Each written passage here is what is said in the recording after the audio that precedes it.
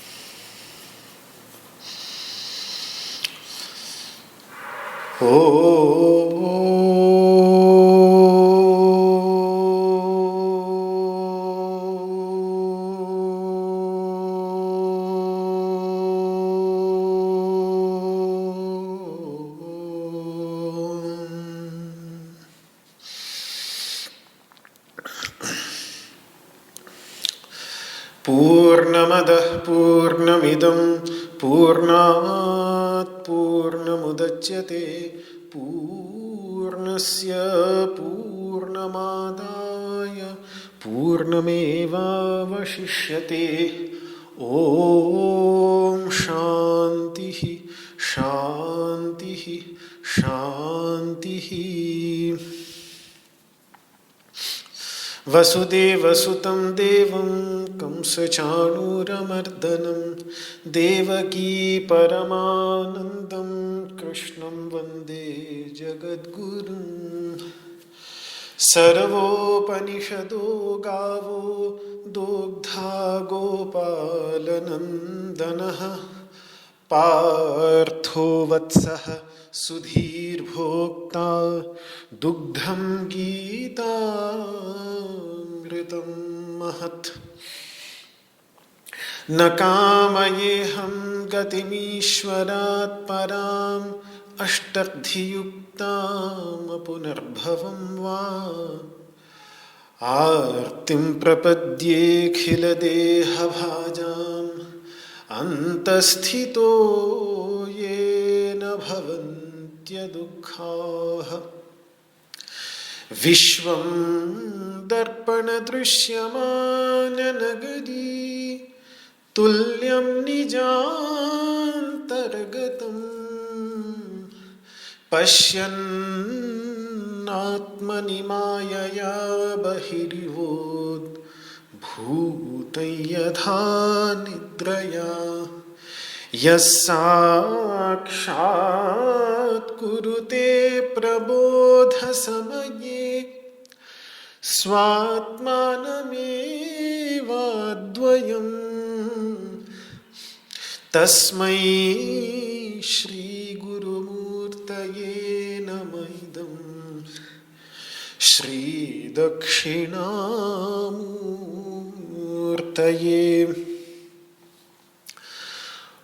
ॐ शान्तिः शान्तिः शान्तिः।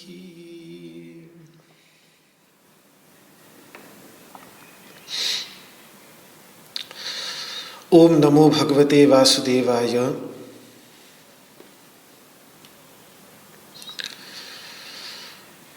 माँ भगवत गीता के सांख्य योग नामक दूसरे अध्याय पर विचार चल रहा है, जिसमें 7वां श्लोक मेरी दृष्टि से बहुत ही महत्वपूर्ण श्लोकों में से एक है। मैं इसलिए इस पर इतना जोर दे रहा हूँ, इतना समय बिता रहा हूँ,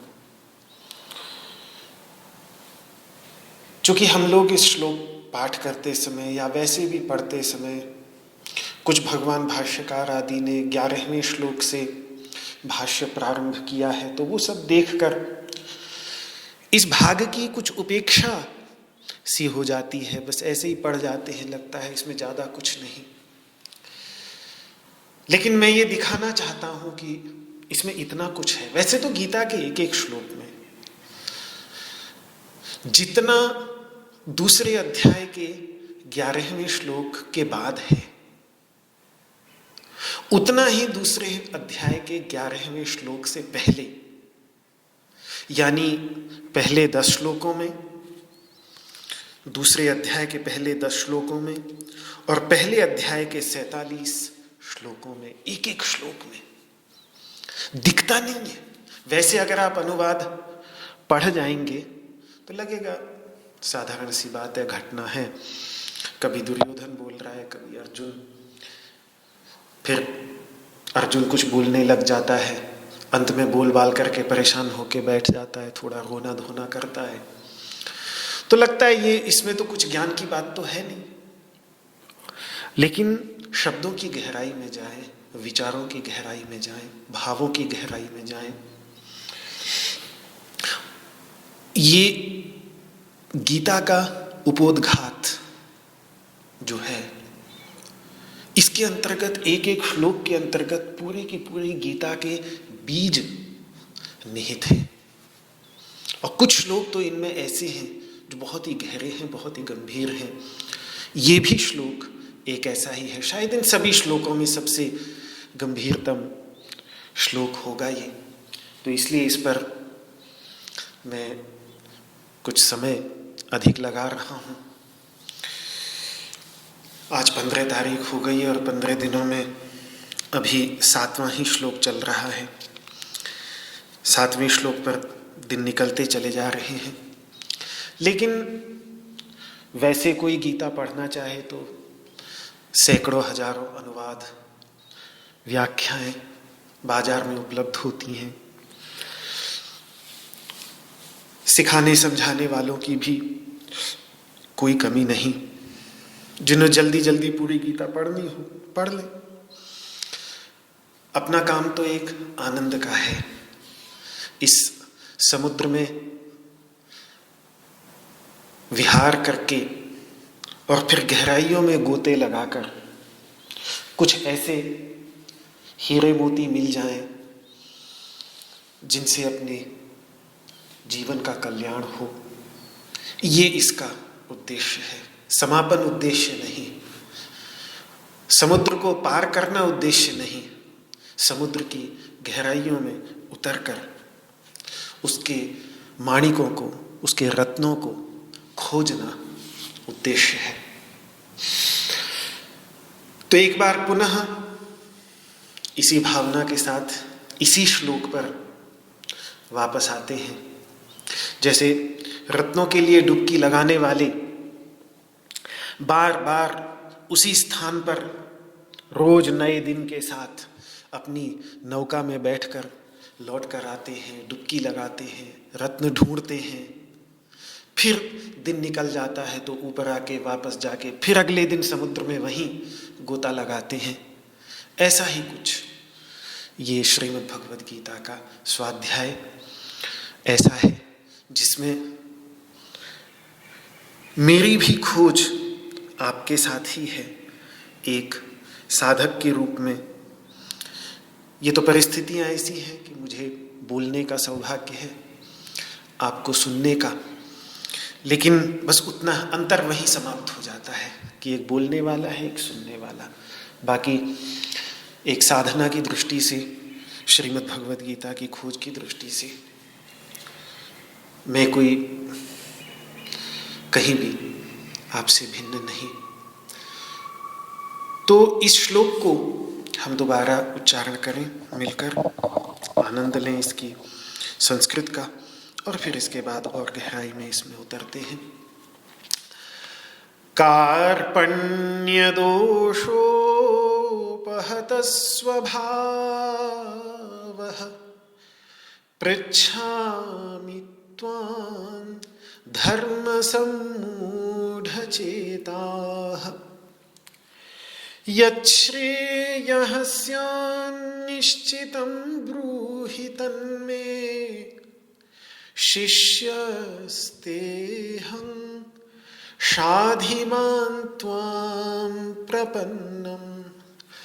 कार्पण्यदोषोपहतः स्वभावः पृच्छामि त्वां धर्मसम्मूढचेताः यच्छ्रेयः स्यात् निश्चितं ब्रूहि तन्मे शिष्यस्तेऽहं शाधि मां त्वां प्रपन्नम्। कार्पण्यदोषोपहतः स्वभावः पृच्छामि त्वां धर्मसम्मूढचेताः यच्छ्रेयः स्यान्निश्चितं ब्रूहि तन्मे शिष्यस्तेऽहं शाधि मां त्वां प्रपन्नम्।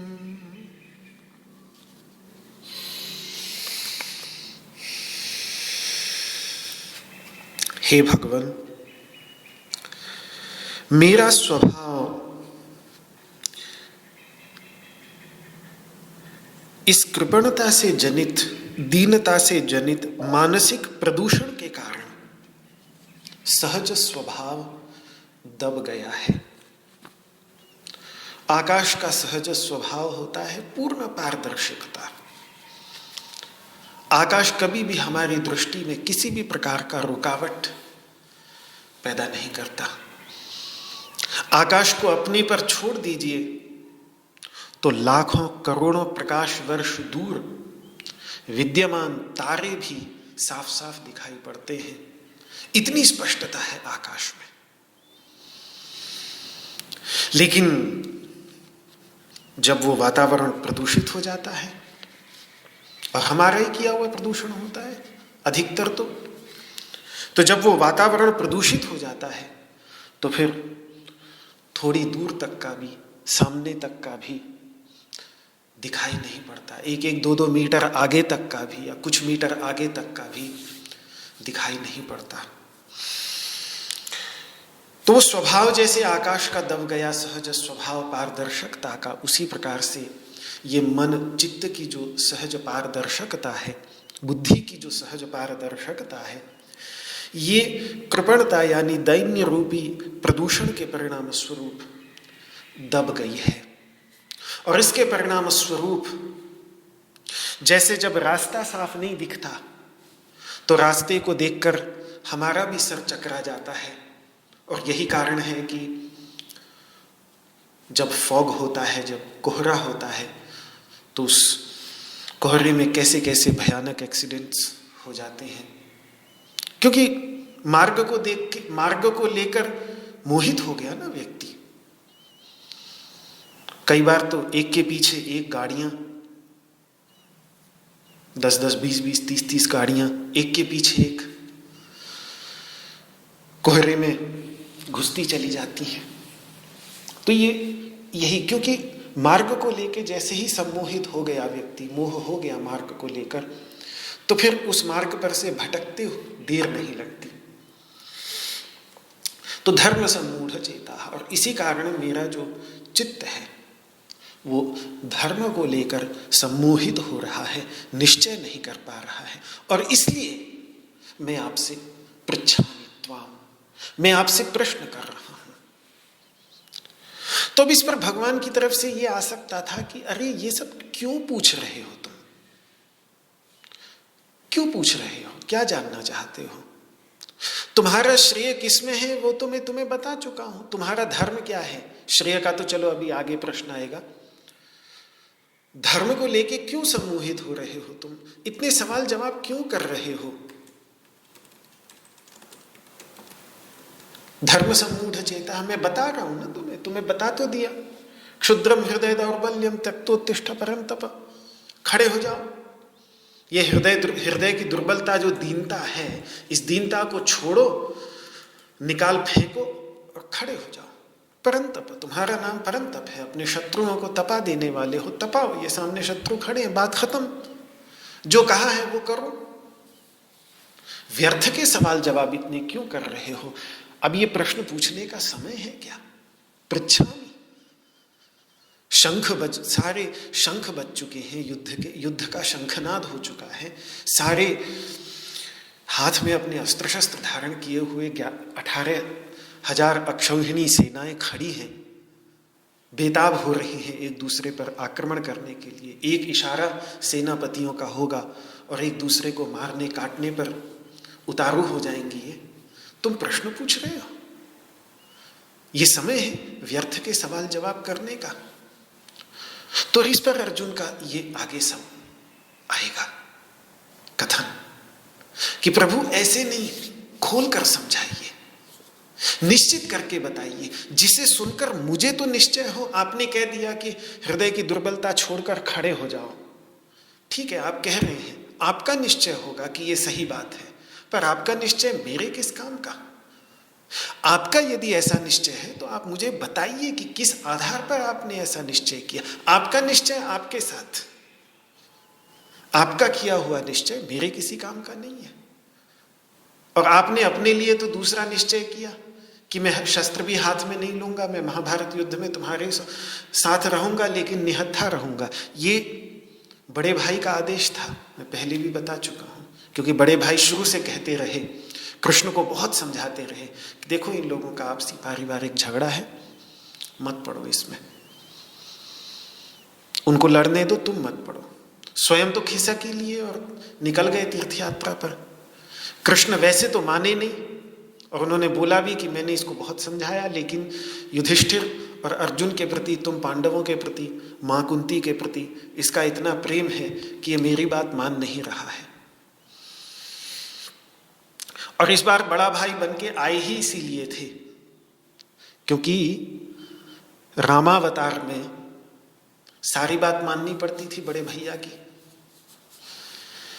तो जब कृष्णावतार के लिए आए तो भगवान शेषनाग ने पहले ही बोल दिया कि देखो, रामावतार में आपने मुझ पर राज किया, आपने मुझे बताया क्या करना है, कैसे करना है।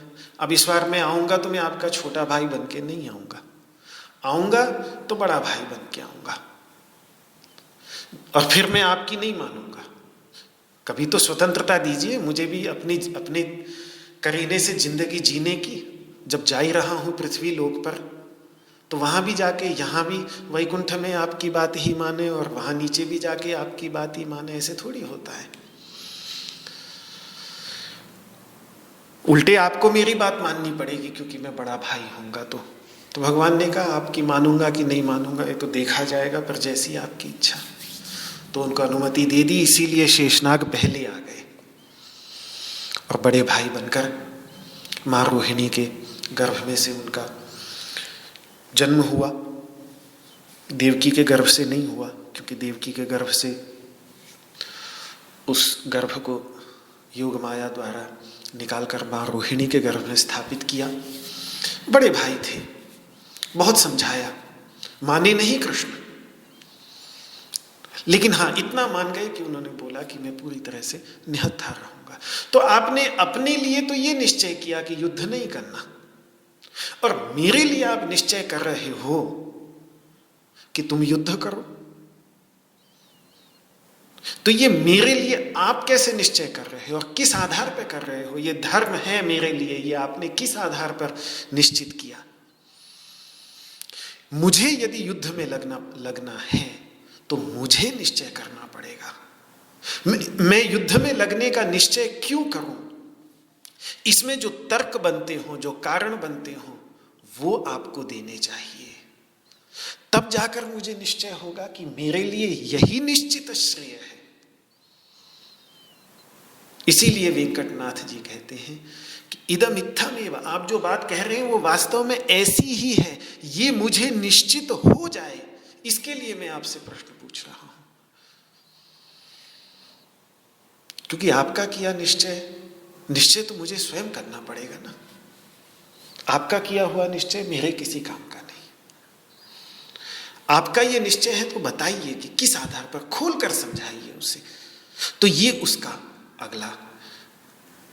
अगली बात वो और स्पष्ट रूप से कह रहा है कि यच्छ्रेयः स्यान् निश्चितम ब्रूहितम में, जो मेरे लिए निश्चित श्रेय हो वह मुझे बताओ। निश्चित श्रेय, श्रेय तो मैं पहले समझा चुका हूं, उसमें बहुत ज्यादा समय निकालने की आवश्यकता नहीं। सरल शब्दों में श्रेय का अर्थ है हित। श्रेयो हितम, हित। और हित और प्रिय जो तत्काल प्रिय लगे, प्यारा लगे, तत्काल अच्छा लगे, लेकिन बाद में कष्ट का हेतु बन जाए, वो है प्रिय।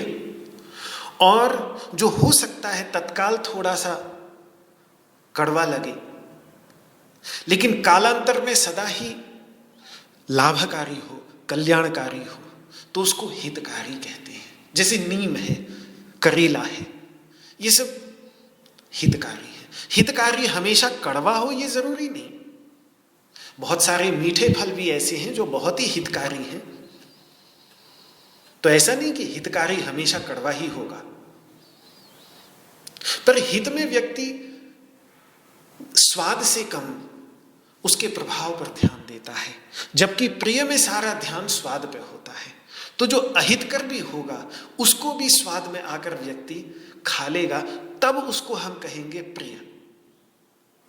लेकिन अगर हितकारी हो, प्रिय हो चाहे अप्रिय हो, जरूरी नहीं, हित प्रिय भी हो सकता है, हित अप्रिय भी हो सकता है। दोनों ही स्थितियों में हित को पहचान कर कि लंबे समय तक कल्याणकारी, शांतिदायक, आनंद देने वाला, सुख कर, लाभ कर क्या है, इसी को कहते हैं श्रेय। और यहां श्रेय का अर्थ वह हित ही है।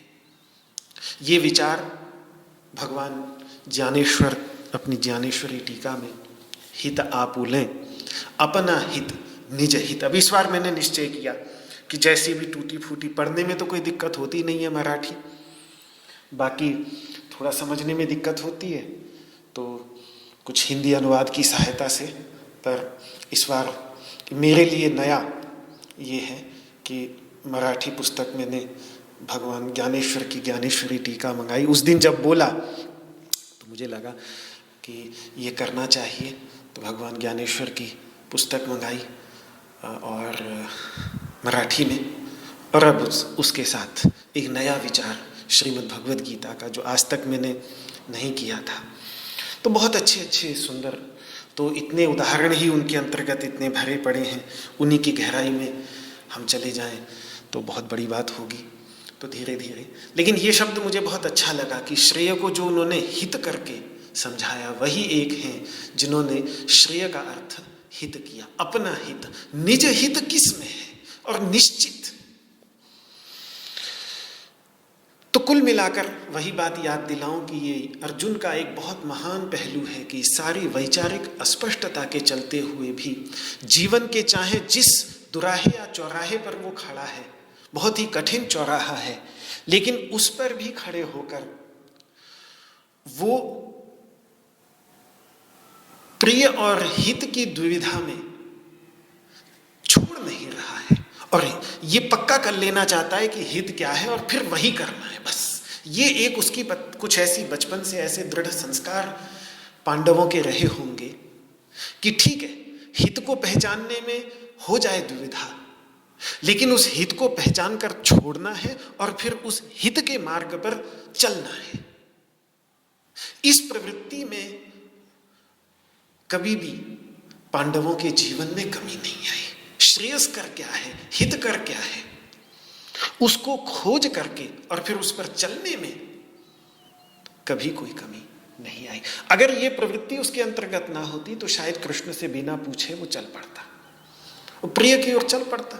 प्रिय तो यही था कि युद्ध न हो, उसका प्रिय तो इस समय यही था कि युद्ध न हो, और वो चला जाता, कृष्ण से पूछता ही नहीं। वैसे ही सारथी थे कृष्ण, तो एक आदेश दे देता कि बस बहुत हो गया, मुझे युद्ध नहीं करना, मैं चलो, मेरा एक आदेश उसने तब दिया था कि सेना के बीच में खड़ा कर दो, दूसरा आदेश तब दे देता कि मुझे वापस शिविर की तरफ ले जाओ, इन लोगों को लड़ना मरना है, मैं तो नहीं इसमें युद्ध करूंगा। लेकिन नहीं, वो छोड़ना नहीं चाहता था जब तक उसको पूर्ण निश्चय न हो जाए कि श्रेय मेरा किसमें है, हित किसमें है। वो निश्चित श्रेय ढूंढ रहा है। और ये बात उसने गीता में कई बार बोली है। एक बार तो यहां बोल ही रहा है, पहली बार यच्छ्रेयः स्यात् निश्चितं ब्रूहि तन्मे। एक बार फिर तीसरे अध्याय के प्रारंभ में भी बोलेगा कि तदेकं वद निश्चित्य येन श्रेयो हमाप्नुयाम। निश्चय करके एक बोलो जिससे मैं श्रेय को प्राप्त कर सकूं। वहां भी उसकी श्रेय की पिपासा खुल के आ रही है। और इसी प्रकार से 5वें अध्याय तक के प्रारंभ में भी यच्छ्रेय एतयोरेकं तन्मे ब्रूहि सुनिश्चितम, कर्म संन्यास और कर्म योग में से जो एक श्रेय है वो मुझे सुनिश्चित करके बोलो। तो 5वें अध्याय तक 3 बार अर्जुन का मुख खुला है। एक बार यहां मुख खुला है, दूसरे बार उसने स्थित प्रज्ञ संबंधी प्रश्न पूछा है, फिर तीसरी बार जब उसका मुख खुला है तीसरे अध्याय के प्रारंभ में, वहां उसने श्रेय की मांग की है। और उसके बाद चौथी बार उसका मुख खुला है तो उसके मन में शंका आई है कि क्या कारण है कि न चाहते हुए भी व्यक्ति गलत काम में लग जाता है। ये भी एक उसका प्रश्न है। फिर 5वें अध्याय के प्रारंभ में फिर घूम के वो श्रेय पर ही लौट कर आता है। फिर 6ठे अध्याय में उसका प्रश्न मन की चंचलता को लेकर होता है। पर ये 6 प्रश्नों में से 3 प्रश्न उसके स्पष्ट ही केवल श्रेय को लेकर है। पहले 6 प्रश्नों में से, या यूं कह लीजिए कि पहले 5 प्रश्नों में से 3 प्रश्न श्रेय को लेकर ही है। इतनी उसके अंतर्गत श्रेय की तीव्र खोज है।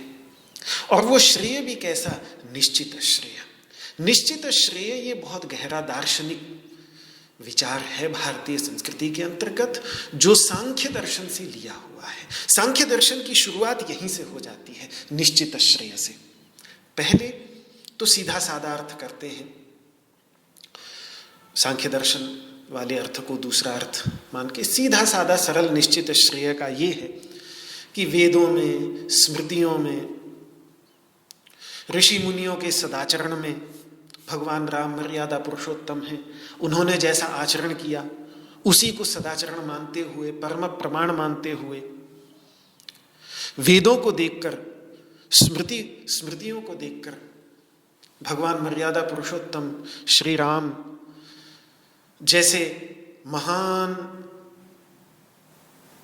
सदाचारियों के आचरण को देखकर जो निर्णय करके श्रेय निकले, जो निश्चय करके, अथ यदि ते कर्म विचिकित्सा वा वृत्त विचिकित्सा वा स्यात्, जैसा वेद भी कहता है कि अगर कर्म को लेकर, वृत्त यानी आचरण को लेकर कोई संशय होता है तो ये तत्र ब्राह्मणाः सम्मर्षिणः, जो वहां वेदज्ञ विचार विमर्श करके कार्य करने वाले हों, अलुक्षाः धर्म कामास्यु, रूखे न हो, सौम्य स्वभाव हो, उनके अंतर्गत केवल एक धर्म के तत्व को पहचानने की इच्छा हो, अन्य कोई सम्मान की या धन संपत्ति की इच्छा न हो, अभी धर्म के तत्व को, तो वो ये यथा तत्र वर्तेरन् तथा तत्र वर्तेथाः, वे जैसा आचरण करें वैसा आचरण हम सबको करना चाहिए। एक सदाचार को लेकर के वेद भगवान का ऐसा आदेश है।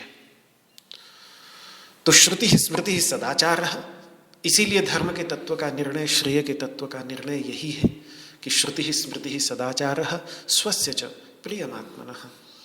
पहले वेद, उसके बाद अन्य जो मुनियों के द्वारा रचित श्रेष्ठ शास्त्र हैं, महाभारत, रामायण, पुराण इत्यादि, और उसके बाद सदाचार, संत जनों का आचरण, और चौथा स्वस्य च प्रियमात्मनः, जो अपने को ठीक लगे, अपने अंदर भी जो तर्कणा शक्ति, ये एक ऋषि बचा हुआ है बुद्धि का, इसको भी अनुकूल, इसको भी ठीक ठीक लगना चाहिए। हमारे अंदर भी एक यमराज बैठे हुए हैं, यम देवता यानी धर्मराज। यहाँ यमराज मृत्यु के देवता अर्थ में मैं नहीं बोल रहा हूं, अपितु नियमन करने वाले, धर्म और अधर्म का निर्णय करने वाले, उस भाव में धर्मराज के अर्थ में मैं ले रहा हूं। एक ऐसे बैठे हैं जो तुरंत बता देते हैं कोई भी गलत काम करें हम, तो एक उनकी आवाज अंदर से आ जाती है कि देखो गलत कर रहे हो, मत करो। यही कारण है कि गलत करके हर कोई व्यक्ति छुपाने का प्रयास करता है, क्योंकि अंदर से आवाज आ रही है, अंदर से पता है कि मैंने गलत किया, नहीं तो छुपाने की क्या आवश्यकता। तो अंदर उस आवाज को हम अनसुना कर दें वो एक अलग बात है। तो धर्म के मूल में ये 4 आवाजें हैं। एक परमात्मा की आवाज, वेद भगवान। एक उस परमात्मा की आवाज पर चलकर जिन्होंने अपने जीवन को बहुत उदात्त बनाया, मनन किया उसका, मौन में रहकर। उन मुनियों की जो बहुत संभली हुई आवाज है, वो आवाज, दूसरी आवाज हमारे ऋषि मुनियों की आवाज। और तीसरी आवाज नहीं, तीसरा है आचरण। भगवान राम की शायद उपदेश बहुत कम है, लेकिन उनका आचरण है। मौन में वो अपना का पूरा जीवन ही एक उपदेश दे गए। मौन रहे, बहुत ज्यादा बोलते नहीं थे भगवान, बहुत ज्यादा उन्होंने कहीं उपदेश लिया है, दिया नहीं। आप कहीं भी देख लीजिए, अध्यात्म रामायण में जितना भी उपदेश है मां सीता जी का है, हनुमान जी को। भगवान राम चुप बैठे। योग वासिष्ठ में वशिष्ठ जी से, विश्वामित्र जी से खूब उपदेश लिया है, खुद पूरी तरह से चुप बैठे हैं। बहुत कम, बहुत कम। रावण तक के पास में भी उपदेश लेने के लिए भेजा है, स्वयं भी तो उपदेश दे सकते थे, लेकिन नहीं, खुद चुप रह करके रावण के पास भेजा है उपदेश लेने के लिए, ज्ञान लेने के लिए। लेकिन उनका पूरा का पूरा जीवन ही एक मौन उपदेश है। तो एक ऐसे जो महान सदाचारी हमारे भारतीय संस्कृति के अंतर्गत प्राचीन काल से होते चले आए हैं, आज भी संतों के रूप में विद्यमान हैं, उनका जो बोले ना पूर्ण मौनी हो, लेकिन उनके आचरण से क्या संदेश निकलता है। एक वो आवाज जिसको हम कहते हैं मौन, जिसको हम कह सकते हैं कि मौन से मुखरित आवाज। तो भगवान की आवाज, ऋषि मुनियों की वाणी, भगवान की वाणी, ऋषि मुनियों की वाणी, मौन से निकलने वाली मुखरित वाणी, और एक अपने हृदय की वाणी। ये 4 वाणियां ही निश्चित श्रेय का निर्णय करती है। कि निश्चित श्रेय क्या है भारतीय संस्कृति के अंतर्गत? निश्चित श्रेय, जहां ये 4 वाणियां एकीभूत हो जाएं। इनमें यह अवश्य है कि पहले से दूसरी कमजोर मानी जाती है, दूसरी से तीसरी, तीसरे से चौथी। सबसे अधिक प्रामाणिकता वेद की है, उससे कम प्रामाणिकता स्मृतियों की है, उससे भी कम प्रामाणिकता फिर सदाचार की है, और उससे भी कम प्रामाणिकता अपने अंदर की आवाज की है। लेकिन चारों बहुत ही प्रामाणिक है। और ये चारों आवाजें जहां एकीभूत हो जाए, वही है निश्चित श्रेय। तो यहां कुल मिलाकर अर्जुन का प्रश्न यही समझा जा सकता है कि अब वेदों का तो अध्ययन कर चुका है, वो स्मृतियों का अध्ययन कर चुका है, सदाचरण भी वो जानता है, अंदर की जो उसकी आवाज है, अंदर की जो वाणी है, उस वाणी को वो ठीक ठीक सुन पाने में सक्षम नहीं हो पा रहा है। तो भगवान से प्रार्थना कुल मिलाकर उसकी यही है कि अगर थोड़ी ये बुद्धि साफ हो जाए, इसके अंतर्गत का जो मोह है, वैचित्य है, इसके अंदर की जो धुंध है वो मिट जाए, तो फिर अंदर की वाणी स्पष्ट हो जाए और फिर मैं अपने कर्तव्य में लग जाऊं। तो वो आप प्रभु मुझे बताएं जिससे मैं उस निश्चित श्रेय को। तो भगवान ने हर तरफ से उसकी सहायता की। सारे वेदों का सार तो श्रीमद् भगवद गीता में निचोड़ कर दे ही दिया उसको, और सारे वेदों का ही नहीं बल्कि सर्वशास्त्रमयी गीता, महाभारत बोलता है सर्वशास्त्रमयी गीता, सिर्फ वेद ही नहीं गीता के अंतर्गत है, और भी ऋषियों मुनियों महर्षि कपिल के उपदेश बताइए। अब ये सांख्य के जितने भी उपदेश हैं, ये सारे के सारे उपदेश केवल वेदों से ही नहीं बल्कि महर्षि कपिल, तो ऋषि मुनियों के भी उपदेश इसके अंतर्गत संकलित है। सदाचार आचरण के लिए जनक जी का उदाहरण 3 अध्याय में हमको मिलेगा कि जनक जी की ओर देखो, और भी आचरण के लिए हमको विभूति योग में इतने सारे पात्र मिल जाएंगे।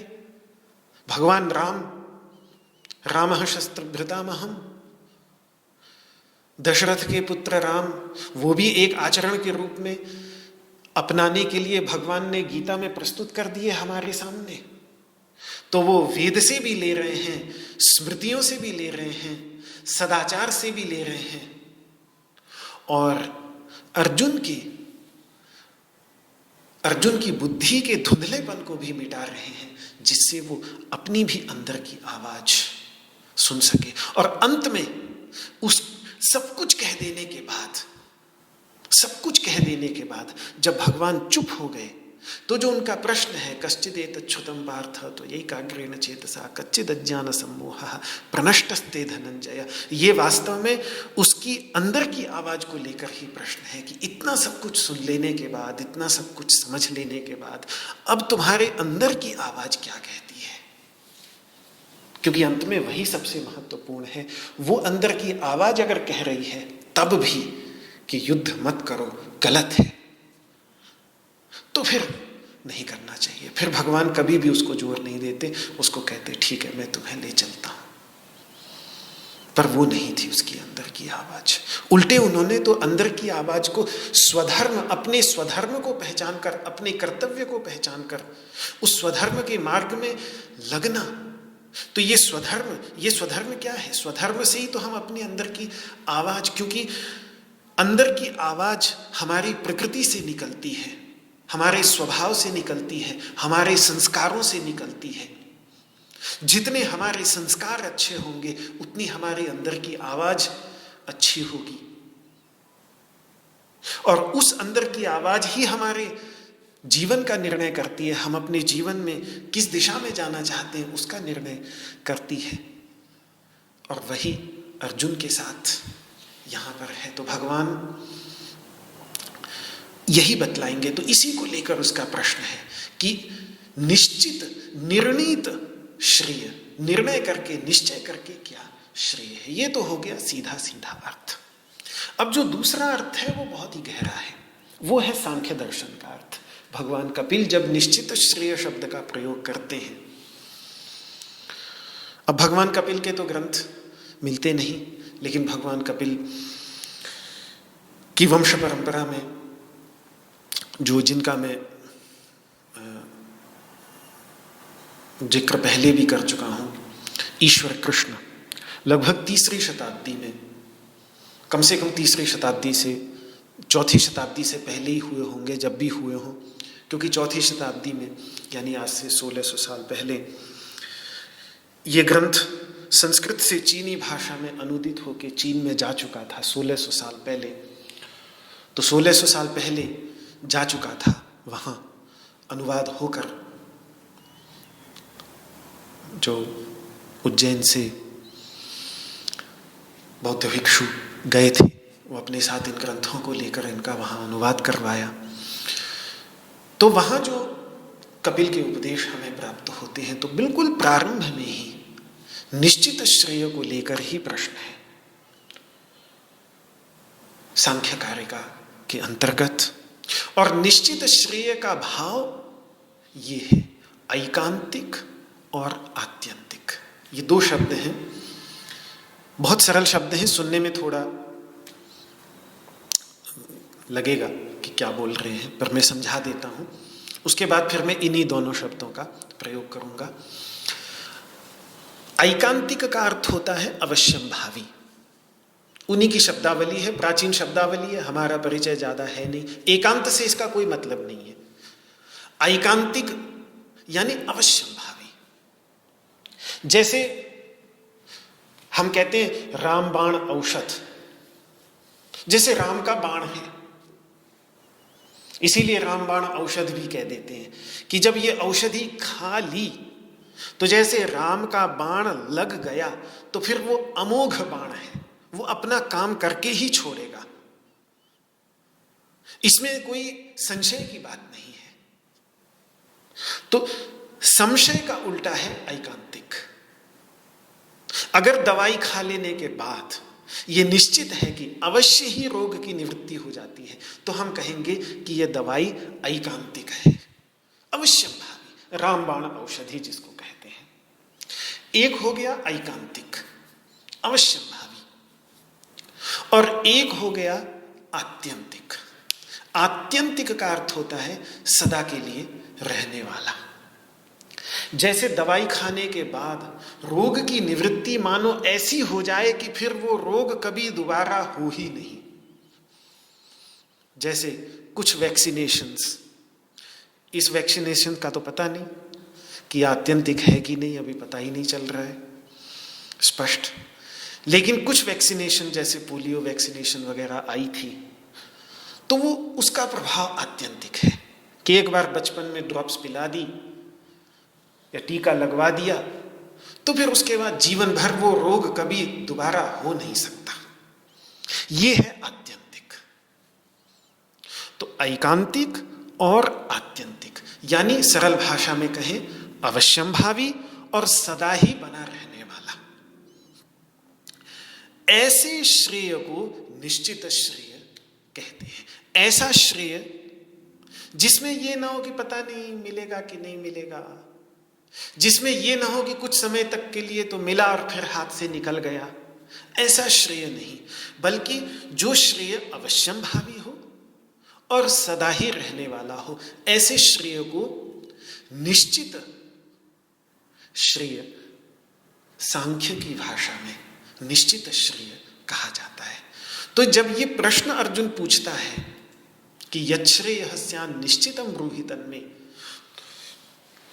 तो भगवान कपिल की भाषा में उसके मन में केवल श्रेय को लेकर प्रश्न नहीं है, बल्कि ऐसे श्रेय को, अर्जुन को उस श्रेय की खोज है जो ऐकांतिक हो अर्थात अवश्यंभावी हो और आत्यंतिक हो, सदा रहने वाला हो।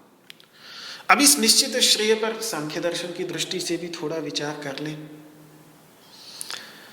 ईश्वर कृष्ण अपनी सांख्य कारिकाओं के प्रारंभ में ही एक बात कहते हैं कि देखो ये तीन दुख सभी को सता रहे हैं। तीन दुख यानी आध्यात्मिक दुख, शारीरिक और मानसिक दुख जो अपने शरीर के अंतर्गत दुख होते हैं, बीमारी लग गई, मानसिक रोग लग गए, तनाव आ गया मन के अंतर्गत, डिप्रेशन में चले गए, तो ये सब आध्यात्मिक दुख है। पहली प्रकार का दुख हो गया।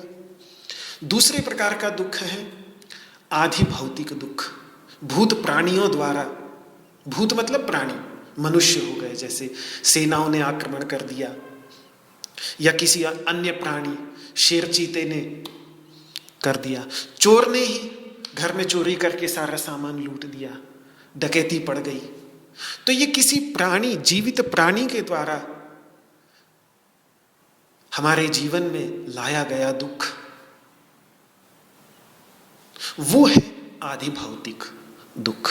और तीसरे प्रकार का दुख होता है आधिदैविक दुख। आधिदैविक दुख कहते हैं जो दैव के यानी प्राकृतिक शक्तियों के द्वारा उत्पन्न किया गया हो। जैसे 2004 में शायद सुनामी आई थी, 2001 में भूकंप आया था, 2013 या 14 में उत्तराखंड सुनामी आई थी, 10,000 तीर्थयात्री बह गए, कुछ पता भी नहीं चला, जब केदारनाथ में बादल फटा। तो ये सब आधिदैविक दुख है जो प्राकृतिक शक्तियों के द्वारा उत्पन्न किया गया हो। तो ये तीन प्रकार के दुख हैं और प्रत्येक प्राणी, केवल मनुष्य ही नहीं, प्रत्येक प्राणी इन तीन दुखों को मिटाना चाहता है अपने जीवन में से। दुख त्रयाभिघातात्, ये तीन प्रकार के दुख हर किसी के जीवन में हर किसी को सताते हैं। कोई भी इस पृथ्वी पर रहने वाला, चींटी से लेकर हाथी तक, जीव ऐसा नहीं जो इन तीन प्रकार के दुखों से मुक्त हो। तो एक स्वाभाविक, जैसे ही व्यक्ति के अंतर्गत, पशुओं में तो सोचने की क्षमता है नहीं, दुख आया झेल लिया, बच गए तो बच गए, ठीक हो गए, नहीं बचे तो खत्म, पशुओं का तो ऐसा है। लेकिन जब से व्यक्ति जब से मनुष्य के अंतर्गत सोचने की क्षमता, विचार करने की क्षमता, विमर्श की क्षमता आई, तो सबसे पहली जिज्ञासा जो उसके मन में आई वो आई तदवघातके हेतौ, कि किस प्रकार से इस 3 प्रकार के दुखों को मिटाया जा सके। ये जिज्ञासा के मूल में है। भारतीय अध्यात्म की जिज्ञासा के मूल में दुखत्रय की निवृत्ति है। किन 3 प्रकार के दुखों को कैसे व्यक्ति इनको निवृत्त करके, ये केवल ऐसे नहीं कि बुद्ध के समय से, बल्कि मैं कहूंगा कि बुद्ध के गुरु आडार कालाम, क्योंकि सांख्य परंपरा के आचार्य थे, तो बुद्ध के ऊपर इस सांख्य परंपरा का बहुत बड़ा प्रभाव था। और रही बात ये कहानी की कि जो बुद्ध ने 4 प्रकार के दुख देखे थे बाल्यावस्था में, राजपाट से निकलकर, ये बुद्ध के संदर्भ में बाद में बनाई हुई कहानी इसलिए है कि स्वयं बुद्ध इस कहानी का जिक्र जब भी करते हैं पाली के ग्रंथों में, तो वो अपने से पहले हजारों वर्ष पूर्व, स्वयं तो क्षत्रिय थे लेकिन उन्होंने अपने से पहले बहुत सारे बुद्धों का जिक्र किया है। तो उनमें से एक दूसरे बुद्ध थे, उनसे पहले हजारों वर्ष पहले उन्होंने बतलाया कि मेरे से पहले बुद्ध थे एक।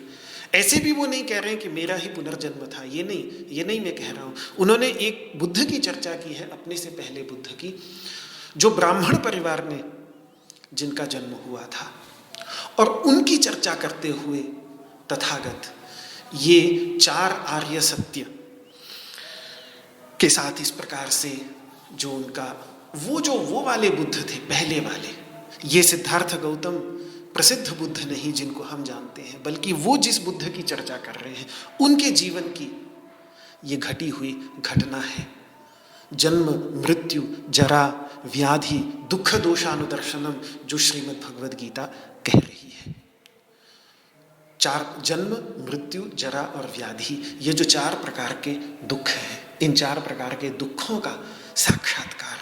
तो ये बुद्ध कभी भी ये नहीं कहते कि मैं निकला और मैंने ये देखा। ये बाद के आचार्यों ने वो कथा उनके जीवन में जोड़ दी, लेकिन वास्तव में जब बुद्ध स्वयं उपदेश करते हैं तो वो अपने से पहले के बुद्ध एक हैं।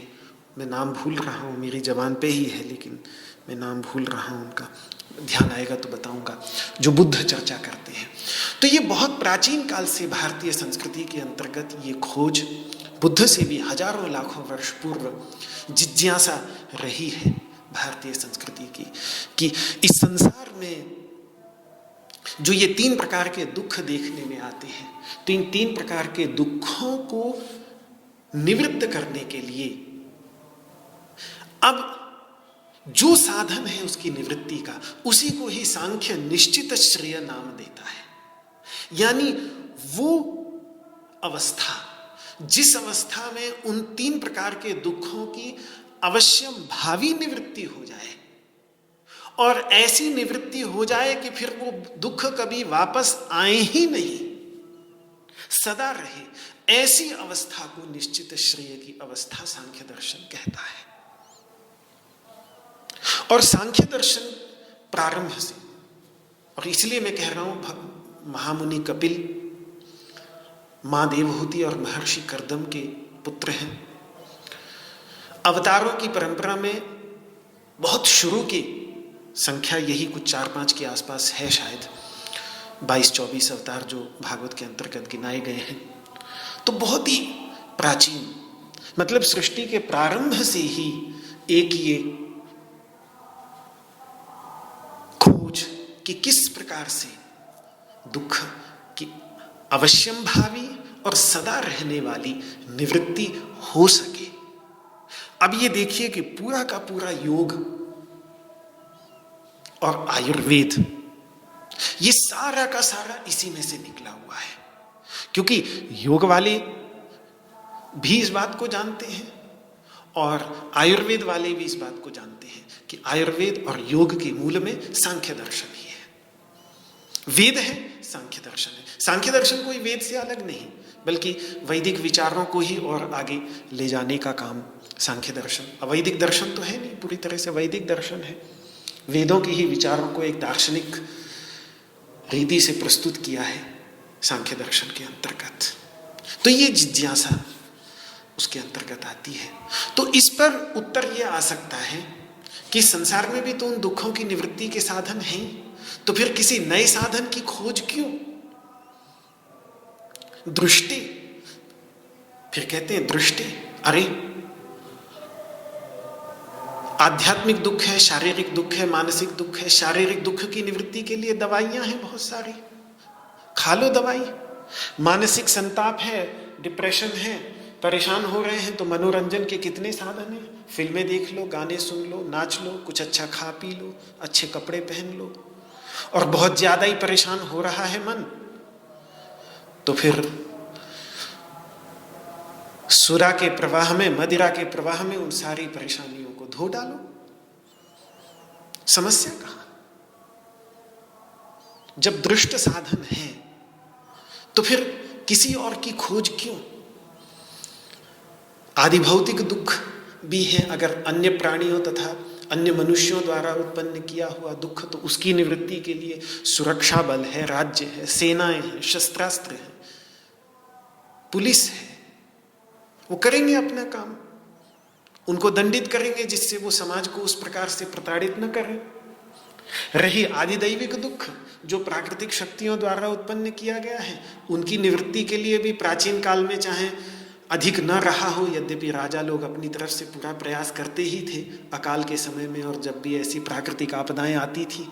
आज भी, आज की भाषा में कहें तो NDMA है, नेशनल डिजास्टर मैनेजमेंट अथॉरिटी है, या फिर क्या कहते हैं वो NCDC है, national centre for disease control है। तो ये जिज्ञासा तो बनती ही नहीं। इसमें जिज्ञासा की क्या आवश्यकता है? इसमें खोज क्या करनी है हमारे पास समस्या के समाधान? तो फिर वो कहते हैं ना, नहीं, इनसे होता है समाधान, स्वीकार कर रहे हैं ईश्वर कृष्ण सांख्य कारिका में। लेकिन समस्या ये है, इनसे भी श्रेय होता है। इसमें कोई श्रेय मतलब दुख की निवृत्ति, इनसे श्रेय होता है, लेकिन ऐकांतिक नहीं होता, आत्यंतिक नहीं होता, क्षणिक होता है, हमेशा हमेशा के लिए। और पूरी तरह से दुख जीवन में से चला जाए। एक दवाई खाए तो आगे दूसरा रोग नहीं होगा, इसकी तो कोई गारंटी नहीं है।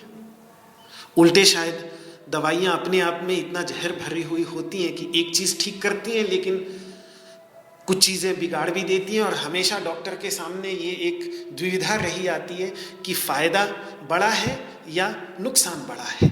तो जब वो ये देख लेता है कि फायदा बड़ा है तो कम नुकसान की चिंता को किनारे करके डॉक्टर दवाई देता है। और इसी प्रकार से जितने भी अन्य साधन गिनाए क्षणिक है। मदिरा के प्रवाह में जब तक मदिरा के कारण बुद्धि भ्रमित रही तब तक परेशानी समाप्त। फिर जैसे ही उसका प्रभाव उतरेगा तो परेशानी और बड़ा मुंह करके खड़ी हो जाती है। प्राकृतिक आपदाएं किसी हद तक ही कंट्रोल हो पाती हैं, लेकिन फिर भी कष्ट तो देती ही है। तो ऐकांतिक नहीं, दुख निवृत्ति की अवश्यम भाविता नहीं और आत्यंतिकता भी नहीं। एक बार निवृत्त हो जाने के बाद भी पुनः उत्पन्न न हो जाना। कितने बार दवाई लेने के बाद भी रोग निवृत्ति नहीं हुई, ये हो गई दवाई की अनैकांतिकता। इसी प्रकार दवा ले लेकर ठीक भी हो गया तो फिर दोबारा हो जाता है रोग, ये हो गई दवाई की अनात्यंतिकता। तो ऐसे श्रेय की खोज है अर्जुन को, सांख्य दर्शन के आचार्यों को, जो ऐकांतिक हो और आत्यंतिक हो। तो ईश्वर कृष्ण यही कह रहे हैं कि इस संसार के अंतर्गत जो साधन दिखते हैं, एक एक करके यदि हम उनकी परीक्षा करें, उन पर विचार करें, तो ये दिखेगा कि उनमें से कोई भी ऐसा नहीं जो ऐकांतिक और आत्यंतिक दुख की निवृत्ति कर सके। अर्थात दूसरे शब्दों में कहें, दुख की निवृत्ति मतलब श्रेय, और ऐकांतिक आत्यंतिक यानी निश्चित, यानी संसार का कोई भी साधन स्वयं ही परीक्षा, ये कोई विश्वास की बात नहीं है, स्वयं ही व्यक्ति परीक्षा करके देख ले कि कोई भी साधन संसार में ऐसा नहीं जो निश्चित श्रेय की प्राप्ति करा सके। अर्जुन निश्चित श्रेय को ढूंढ रहा है। इतना सुनकर कोई वैदज्ञ कर्मकांडी विद्वान कह सकता है कि चलो हम तो कह ही रहे थे दृष्ट उपायों से नहीं होती है, इस संसार के उपायों से आत्यंतिक निवृत्ति दुख की नहीं होती।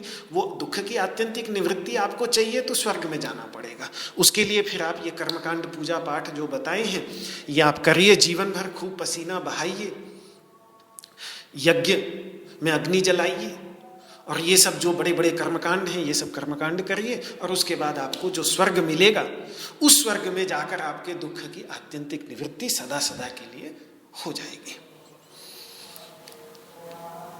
ये कर्मकांडियों की तरफ से, मीमांसकों की तरफ से जब आता है तो फिर सांख्य दर्शन के आचार्य कहते हैं क्या बात कर रहे हो, तुम्हारे कर्मकांड और उससे प्राप्त होने वाले स्वर्गादि जो फल हैं उनमें एक नहीं, दो नहीं, बल्कि तीन तीन कमियां हमें साफ साफ दिख रही हैं, परीक्षा करके देख लो। दुख निवृत्ति के लौकिक उपायों के समान, सांसारिक उपायों के समान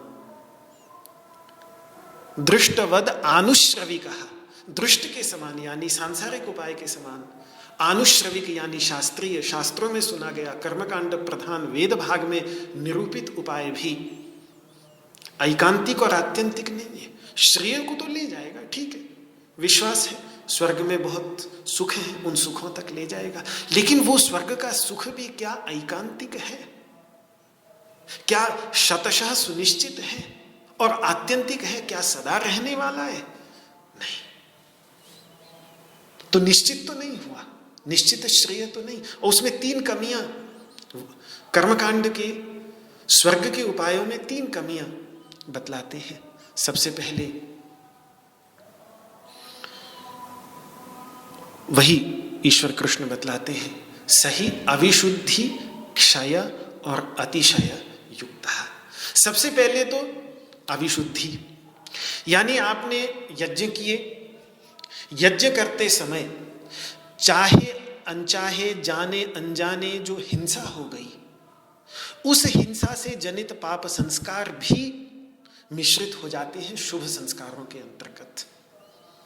जीव जंतुओं की हिंसा हो गई, बीजों की हिंसा हो गई, अग्नि जलाई, लकड़ी जलाई तो लकड़ी के अंतर्गत कीड़े मकोड़े मर गए। तो इन सब से मिश्रित, हिंसा से मिश्रित, पाप संस्कारों से मिश्रित हो जाने के कारण फल में भी दोष आ जाता है। पशु बलि आदि न भी करे कोई व्यक्ति, वैसे तो होती ही थी प्राचीन काल से, आज भी होती है धर्म के नाम पर। सांख्य हमेशा इसका विरोध करते रहे हैं, सांख्य परंपरा ही है जिसने बहुत विरोध किया है बलि का। तो भी लकड़ी जलाते समय उसमें विद्यमान कीड़े तो जलेंगे ही, बीज की हिंसा तो होगी ही, फूल भी चढ़ा रहे हैं तो वहां भी तो हिंसा है ही, लकड़ी के लिए पेड़ काटना भी कोई कम हिंसा नहीं। इसीलिए महाभारत में भगवान वेद व्यास जी जब धर्मराज युधिष्ठिर के सामने अनेकों प्रकार के पापाचरण गिना रहे हैं और उनके प्रायश्चित्तों का निरूपण कर रहे हैं, तो एक वृक्ष के छेदन को भी एक बहुत बड़ा पापाचरण कहा है। और उन्होंने कहा है कि अगर इसका प्रायश्चित्त करना है तो 3 दिन तक, इसका पूर्ण प्रायश्चित्त तभी हो सकता है जब व्यक्ति 3 दिन तक भोजन और जल छोड़कर केवल वृक्ष से मिलने वाली जो हवा है उस हवा को पर जिए, तब इस पाप कर्म का प्रायश्चित्त होता है। द्रुमाश्चित्वेतरान बहून त्रिरात्रम वायु भक्षः स्यात्, यदि द्रुम का छेद कर दे, वृक्ष का छेदन करे तो 3 दिन तक पवनाहार करने से उसका प्रायश्चित्त होता है। तो जो भी मैं कहना ये चाह रहा हूं कि किसी भी प्रकार का करें तो उसमें कहीं ना कहीं हिंसा आ जाती है। एकमात्र जपयज्ञ ही ऐसा यज्ञ है जो सभी प्रकार की हिंसाओं से रहित है। यही कारण है कि भगवान ने उसे सर्वश्रेष्ठ और अपना स्वरूप माना है, यज्ञानाम जपयज्ञोस्मि। और यही हिंसा है यज्ञ के अंतर्गत जिसके कारण स्वर्ग में रहने वाले देवताओं के ऊपर भी असुरों का आक्रमण हो जाता है। वो भी रावण जैसे असुरों के बंदी बन जाते हैं। उनके ऊपर भी जब हिरण्यकशिपु या हिरण्याक्ष जैसे असुरों का आक्रमण होता है तो उन्हें भी भाग कर हिमालयों की गुफाओं में छुपकर अपनी जान बचानी पड़ती है, इत्यादि इत्यादि। ये सब कथाएं पुराणों के अंतर्गत भरी पड़ी हैं। उन कथाओं का उद्देश्य ही ये है दिखाना कि स्वर्ग भी यदि प्राप्त हो जाए और ऐसा कोई स्थान हो कहीं ऊपर, तो वहां भी जो सुख होगा वो सुख दुख से अमिश्रित नहीं होगा, दुख से रहित नहीं होगा, बल्कि बीच बीच में छोटे छोटे दुख जरूर वहां पर भी मिलेंगे। यही है पहली कमी, अविशुद्धि। दूसरी और तीसरी, दूसरी है क्षय। जो वस्तु उत्पन्न हुई है वो विनष्ट भी अवश्य होगी। एक ये प्रकृति का सिद्धांत है, ब्रह्मांड का सिद्धांत है, यत् कृतकम तद अनित्यम। जो बनावटी है वो अनित्य है, जो बना हुआ है वो अनित्य है। यदि शुभ कर्मों के परिणाम स्वरूप स्वर्ग मिल भी जाए तो वही स्वर्ग शुभ कर्मों का क्षय होने पर छूट भी जरूर जाएगा। इसीलिए भगवान गीता में आब्रह्म भुवना लोका पुनरावर्तिनो अर्जुन, वहां से वापस आने की बात करते हैं। ययाति का स्वर्ग से पतन प्रसिद्ध है। ये हो गया क्षय, कि जब उत्पन्न हुआ है हमारे शुभ कर्मों के परिणाम स्वरूप तो एक न एक दिन छूटेगा, और जिस दिन छूटेगा उस दिन बहुत दुख देगा।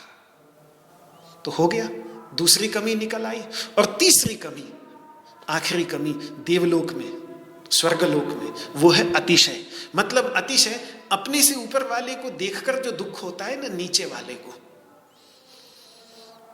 वो उससे देवलोक में भी मुक्त नहीं है कोई। देवलोक में जाकर भी नीचे वाला देवता ऊपर वाले की देवता की संपत्ति का उत्कर्ष देखकर जलता ही रहता है। भगवान शिव ने, स्वयं भगवान शिव ने, अकय कोई इंद्र बन जाए तो इंद्र के ऊपर प्रजापति, फिर प्रजापति बन जाए तो उसके ऊपर ब्रह्मा के ऊपर भी शिव है, शिव के ऊपर विष्णु पर ब्रह्म परमात्मा स्वरूप साक्षात। तो एक अतिशय हायरार्की बनी हुई है। ऊपर वाले को देखकर नीचे वाले को जलना ही पड़ेगा। और ये शिव संहिता के अंतर्गत भगवान शिव ने इस बात पर बहुत सुंदर तरीके से प्रकाश डाला है। स्वर्गे भी दुख संभोगः, स्वर्ग में भी दुख के भोग से पूर्ण मुक्ति नहीं है। परश्री दर्शनादिषु, जब दूसरे की श्री देखता है, इत्यादि इत्यादि जो कारण है वो वहां भी सताते हैं। ततो दुःखमिदं सर्वं भवेन्नास्त्यत्र संशयः। शिव संहिता चूंकि योग का ग्रंथ है, सांख्य दर्शन से प्रभावित है, तो वही वाणी बोलता है कि स्वर्ग में भी जाकर दुख है। तो अब स्वर्ग की भी परीक्षा सांख्यों ने कर ली तो ठीक ठीक समझ में आ जाता है कि जब ये बहुत विचार करके ठीक ठीक समझ में आ जाता है तो साधक की दुख निवृत्ति के लौकिक और वैदिक दोनों प्रकार के उपायों में अरुचि हो जाती है। और यही अरुचि वास्तव में वैराग्य है, और वैराग्य कुछ नहीं। रुचि समाप्त हो गई, लगा विश्चित दुख की कोई पक्की निवृत्ति होते हुए दिख नहीं रही है तो छोड़ो, कुछ और ढूंढो। बाहर नहीं मिलता है तो अपने अंदर ढूंढो। बस यहीं से अध्यात्म की शुरुआत होती है। यही अरुचि, जब दुख की निवृत्ति के जो लौकिक इस जगत के अंतर्गत दिखने वाले उपाय हैं, यहाँ तक कि धार्मिक उपाय भी जब आत्यंतिक निवृत्ति और निश्चित श्रेय की प्राप्ति कराने में असमर्थ दिखते हैं, तब इन दोनों के प्रति अरुचि होती है। उसी अरुचि को इसीलिए भगवान पतंजलि दृष्ट आनुश्रविक विषय वितृष्णस्य, दृष्ट और आनुश्रविक दोनों प्रकार के विषय ले लिए, दृष्ट और अदृष्ट दोनों प्रकार के, वेदों से सुना वो भी और समाज में देखा वो भी। जब देख लिया, अच्छी तरह से खूब गहराई से विचार करके देख लिया कि इनसे निश्चित श्रेय की प्राप्ति नहीं हो सकती, तो एक सहज इंटरेस्ट खत्म हो जाता है कि फिर ऐसे कुछ में इंटरेस्ट होता है, ऐसे कुछ में रुचि जगनी शुरू हो जाती है, जहाँ लगता है कि यहाँ आत्यंतिक और ऐकांतिक दुख की निवृत्ति हो सकती है। इस बात को और आगे विचार करूँगा, लेकिन आज समय सीमा को ध्यान में रखते हुए अपनी वाणी को यहीं विराम देता हूँ और भगवान श्री कृष्ण के श्री चरणों में समर्पित करता हूँ। ओ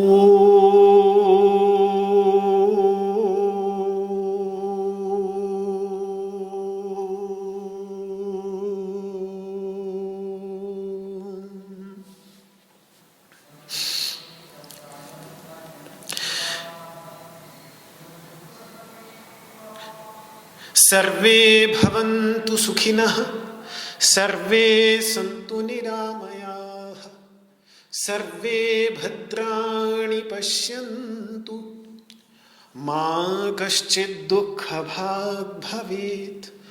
ॐ शान्तिः शान्तिः शान्तिः। न त्वहं कामये राज्यं न स्वर्गं न पुनर्भवं, कामये दुःखतप्तानां प्राणिनाम् आर्तिनाशनं। श्रीकृष्णार्पणमस्तु। आपको मेरा हाथ जोड़ करके प्रणाम। जय श्री कृष्ण, जय श्री कृष्ण, जय श्री कृष्ण।